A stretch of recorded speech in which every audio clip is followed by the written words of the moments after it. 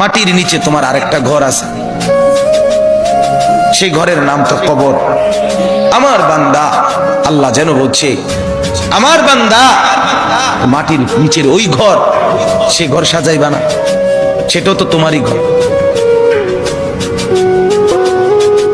আমি বলতে চাচ্ছি আপনাকে এই কথা, মাটির নিচের ওই ঘর সেটা আপনারই ঘর, সেটা আমারই ঘর। সে ঘর সাজাবেন না, সে ঘরে এভাবে ভুলে গেলেন, এভাবে ভুলে গেলেন।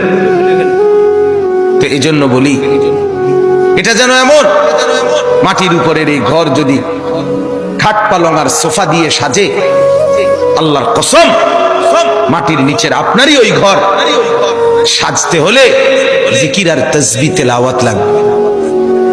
এই ঘর সাজবে খাট পালং দিয়ে, ওই ঘর সাজবে জিকির তাসবিহ তেলাওয়াত দিয়ে, আল্লাহ তাআলার গোলামি দিয়ে।